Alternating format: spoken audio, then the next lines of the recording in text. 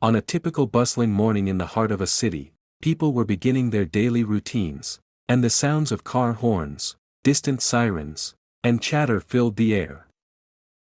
The early sunlight stretched across the tall buildings, casting long shadows over the busy streets below. The city was alive with the energy of the new day. Among the crowd walked Victor Johnson, a black man in his mid-30s, looking out of place in the chaos of the morning rush. He moved calmly and purposefully, a striking contrast to the hurried pace of those around him. Where are you watching from today? Comment below, and don't forget to like, share, and subscribe for more thrilling stories. Victor, dressed in a crisp suit, had just finished a satisfying breakfast at a nearby cafe. A plate of scrambled eggs, turkey bacon, and fruit had fueled him for the day ahead. As he approached his car, a sleek black sedan parked on the street, he felt the familiar buzz of his phone vibrating in his pocket.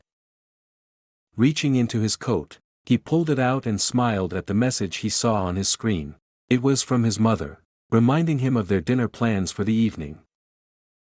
He quickly typed a reply, telling her how much he was looking forward to it. Family meant everything to Victor, and this simple exchange added a warm note to the start of his day. Victor had just unlocked his car when he noticed two police officers approaching. Officer Daniels and Officer Cooper, two middle-aged men who had seen their fair share of routine patrols, seemed to be making their way toward him. At first glance, there was nothing alarming about the interaction. Victor had been through similar encounters before, but this time, something felt different. The air was tense, thick with unspoken assumptions, and his instincts told him that trouble might be brewing. "Excuse me, sir, may I ask what you're doing here?" Officer Daniels asked, his tone brusque and accusatory, though not entirely overt. Victor, maintaining his composure, kept his voice steady. "I'm just getting to my car," he said, still unsure of what they could possibly want. "Is there a problem?" Without missing a beat, Officer Cooper stepped closer, his posture stiff and aggressive. "We'll need to see your ID, sir." "It's just a simple request," he said, his voice laced with subtle menace. Victor immediately recognized the underlying insinuation, the stereotype that a well-dressed black man in a nice neighborhood must be up to something. He had dealt with these assumptions before, and while it never got easier, he knew how to handle it. "I haven't done anything wrong, officers," Victor responded carefully, trying to defuse the situation without backing down. "I'm just here to get in my car and go to work." But Officer Daniels wasn't interested in hearing him out. He stepped forward, his tone hardening. "What kind of work do you do?" he demanded. Victor felt his stomach tighten, but he kept his composure. "I'm a lawyer," he replied calmly, hoping that would clarify any misunderstanding.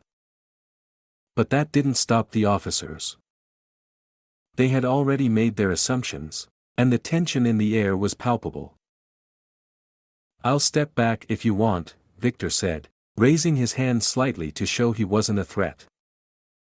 He took a small step back from the car, trying to remain respectful and non-confrontational. But as he moved, Officer Daniels took another step forward, his hand now resting on his baton. The situation had escalated. Victor's heart raced, but he kept his expression neutral, determined not to show any fear. Suddenly, without warning, Officer Daniels grabbed Victor's arm and twisted it behind his back. The pain was sharp and immediate. Victor winced, caught off guard by the forceful move. Before he could react, Officer Cooper was on him too, pinning him down. In the distance, a bystander pulled out his phone and started recording. "This is messed up," the man muttered, his voice filled with disbelief. Victor caught a glimpse of the phone and, for a moment, he felt a small flicker of hope. Maybe, just maybe, this footage would prove his innocence later. But for now, he was at the mercy of the officers, being dragged to the police station for a crime he never committed. The city's pulse continued on, oblivious to the injustice unfolding in its streets. Victor Johnson, still in handcuffs, was led through the busy corridors of the police station by Officer Daniels and Officer Cooper. The suddenness of his arrest and the way it had unfolded left his mind racing. He had done nothing wrong, and yet here he was, treated like a criminal. His thoughts were a whirlwind as he tried to piece together the strange series of events that had led him to this point. He had been going about his day, minding his own business, and now he found himself being dragged through the station, surrounded by the cold gray walls and harsh fluorescent lights. The station was chaotic, with officers hustling through the halls, some chatting among themselves, while others were deeply focused on their tasks. It was business as usual for most, but for Victor, the atmosphere felt heavy. There was an underlying tension in the air, the kind that makes everyone speak in hushed tones and glance over their shoulders. He couldn't shake the feeling that something was terribly wrong. Officer Daniels and Officer Cooper were silent as they pushed him along, their grips firm on his arms. They didn't seem to care about the truth, they just wanted to get the arrest done and move on. Once inside the station, the reality of the situation hit Victor harder. He was placed in a small, cramped holding cell at the back of the station. The cell was nothing more than a metal bench against the wall, a toilet in the corner, and the constant buzzing of the station's activity outside. Victor sat on the bench, hands still cuffed behind his back, trying to stay calm. His mind was racing, but he knew he had to keep his head. His mother's dinner plans flashed through his mind, and he tried to focus on the simple joy of family, something that had always been a source of strength for him. But for now, he was in a place where he didn't belong, and it was becoming more and more difficult to maintain his composure. Meanwhile, at the front desk, Officer Riley was muttering under his breath as he glanced over at Victor's file. "Just another punk with a fancy suit," he grumbled, clearly dismissing Victor based on his appearance. However, there was a flicker of doubt in his mind that he couldn't quite shake. Something about this man didn't add up, but Riley wasn't sure what it was. He tried to ignore the feeling, but it gnawed at him as he completed the necessary paperwork. The unease was real, he didn't know who Victor really was, but that gnawing feeling told him this situation wasn't as simple as it seemed. Officer Stevens, a younger officer who had been quietly observing, began to feel a sense of foreboding. There was something about Victor that didn't sit right, and he couldn't just let it go. Stevens pulled out his phone and quickly searched for Victor's name. What he found left him stunned. He was staring at a profile that identified Victor Johnson as a well-known civil rights attorney, a man who had taken on several high-profile cases against police misconduct. Suddenly, everything clicked into place.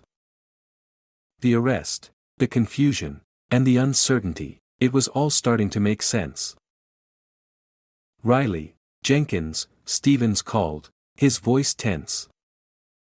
"This man is not just some random guy off the street. This is Victor Johnson, a civil rights attorney who's been involved in police corruption cases.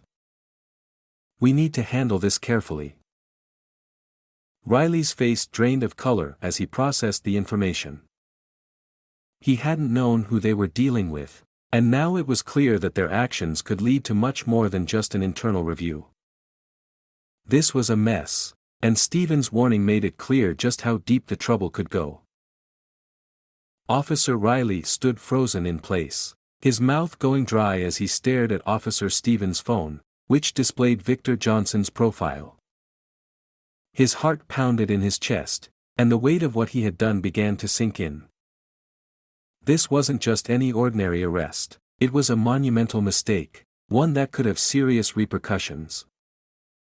The knowledge that they had just detained a well-known civil rights attorney, someone who had fought tirelessly against police misconduct, now put them in the crosshairs of an impending disaster. "Damn it," Riley muttered under his breath, his thoughts racing. "How did we not know?" Stevens looked around nervously, his eyes darting toward the holding cell where Victor sat calmly, his posture still composed despite the chaos surrounding him. He was trying to keep his anxiety at bay, but the realization that they had arrested the wrong person had shaken him to his core. He hadn't been in law enforcement for long, but he had already seen how the system worked. This wasn't just a bad arrest. This was a legal disaster in the making, and the consequences of their actions could be far-reaching.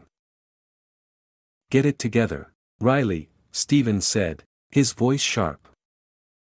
"We need to figure out what the hell we're going to do now. This isn't going to end well if we don't handle it properly."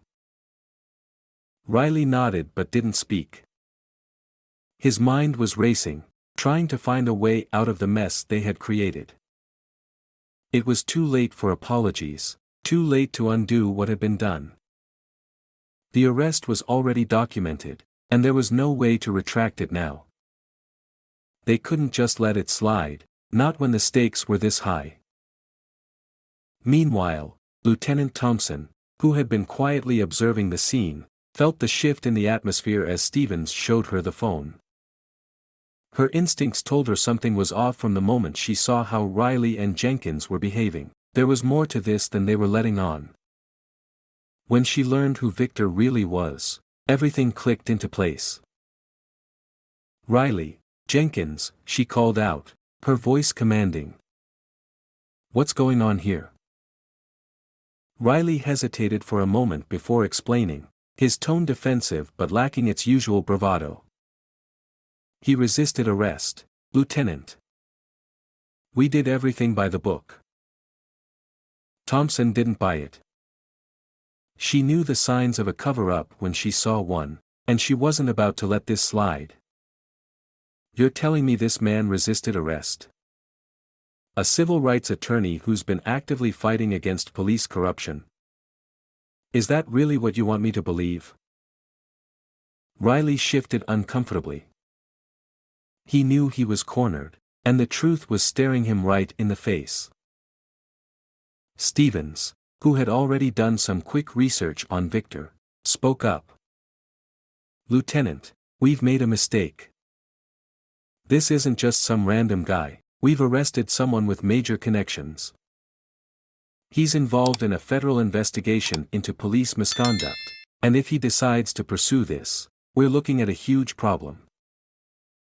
The reality of the situation hit Thompson like a ton of bricks. She hadn't anticipated this turn of events, but now the full scope of the mess was clear. They couldn't afford to let this escalate any further. "We need to fix this," she said, her voice steady but filled with urgency. "Release him now. And prepare a report. We'll figure out how to deal with the press, but make no mistake, we need to get ahead of this before it explodes." As she moved to the holding cell, Thompson's mind raced. She knew this was just the beginning of a much larger issue, one that would expose corruption in ways no one was prepared for.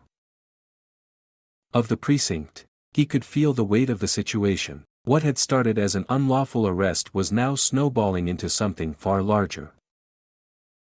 The door to the station swung open, and as he stepped out, a wave of cheers erupted from the crowd that had gathered outside. News crews were stationed along the sidewalk, cameras flashing as they tried to capture every moment. Reporters shouted questions, hoping for a statement, but Victor remained focused on his family and friends waiting for him, their faces a blend of relief and disbelief. Despite the swelling media attention, he walked toward them with measured steps, his posture proud and unshaken. His mother was there, her eyes filled with unshed tears, as well as his closest allies from the legal community. They had been fighting for justice together for years, and now it seemed like the world was finally starting to take notice. Are you okay? His mother asked, her voice soft as she wrapped her arms around him. Victor nodded, offering a small, reassuring smile. I'm fine. We've been through worse. Behind him, Lieutenant Thompson observed from the doorway, her expression unreadable. She had made the call to release him, but the weight of the decision still lingered heavily on her shoulders. She had just uncovered something much bigger than she had expected. Victor wasn't just a victim of police misconduct, he was a symbol of everything that was wrong with the system. His arrest had triggered a chain reaction that was now impossible to stop. Inside the precinct, Riley and Jenkins were typing up their reports, trying to explain away their actions, but they both knew they couldn't escape the scrutiny that was about to come crashing down on them. Lieutenant Thompson walked past them, her face set with a quiet determination. They had already dug themselves into a hole, and it was up to her to figure out how to navigate this mess. As she approached her office, her phone buzzed. It was a message from a higher-up, a warning about how badly this could escalate. Thompson clenched her jaw, her mind racing. The department would have to answer for this. There was no going back. The repercussions of this arrest were far-reaching, and Victor knew it. His calm demeanor in the face of adversity was just the beginning. He wasn't just going to walk away from this, he was going to fight back, and he was going to expose the corruption that had allowed this to happen. The battle was far from over. That had been unwittingly unraveled. As he mulled over the encounter with the officers, Lieutenant Thompson's actions, and the media circus that followed his release, a sense of resolve settled in his chest. This wasn't just about his wrongful arrest anymore. This was about something much bigger, a movement, a reckoning. He checked his phone, scanning through a series of messages from his lawyer, his friends, and most importantly, his colleagues who had been tirelessly working on the civil rights case he had been building for years. The case he had been fighting was now gaining momentum, thanks to the attention the arrest had attracted. But Victor was aware that the real work was just beginning. The system he had spent years exposing was now coming for him, and it wasn't going to let him go without a fight. Victor's thoughts were interrupted by a knock at the door. He stood up, wiping his palms on his pants, trying to suppress the tension that crept up his spine. When he opened it, he was met by Lieutenant Thompson, her expression serious but not unkind. She looked out of place, standing in his doorway like this, but he appreciated the visit nonetheless. "Morning, Mr. Johnson," Thompson said, her voice calm but with a touch of regret. "Lieutenant," Victor replied, stepping aside to let her in. "What brings you here?" Thompson didn't mince words. "I've been thinking about everything that happened yesterday. I realize this situation goes beyond what I initially thought. We've got a lot of work to do to fix things around here." Victor gave a nod. "You've seen the truth. It's not just about what happened to me, it's about a system that enables these actions to happen time and time again." Thompson hesitated, her gaze flicking briefly to the floor. "There's a lot more going on behind the scenes than I realized. I've been digging, and... well, I'll be honest with you. The department is a mess. This goes deep. We need to fix this, but it's not going to be easy." Victor studied her for a moment, weighing her sincerity. "I'm aware. And I'm in this for the long haul. We need change, not just a quick fix to save face. But I'm not doing this alone." Thompson nodded, her jaw tight with determination. "I know. You've already done more than enough. Now it's time for us to step up. I'll do whatever it takes to help you get the accountability you deserve." Victor took a deep breath, his resolve only strengthening. Then let's get to work. We've got a system to dismantle. As they discussed their next steps, Victor knew this fight would be long and grueling. But with Lieutenant Thompson's newfound commitment to justice and the support of his community, he was prepared to take on whatever came next. This was no longer just about one arrest, it was about changing the very fabric of law enforcement. The road ahead wouldn't be easy, but it would be worth it. The story of Victor Johnson's wrongful arrest highlights a critical issue in society: systemic racism, biases, and the consequences of unchecked authority.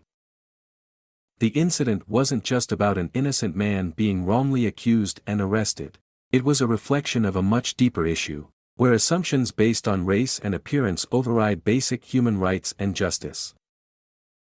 This incident not only sparked personal conflict for Victor but also raised a much larger, societal question about the systems in place that perpetuate these injustices.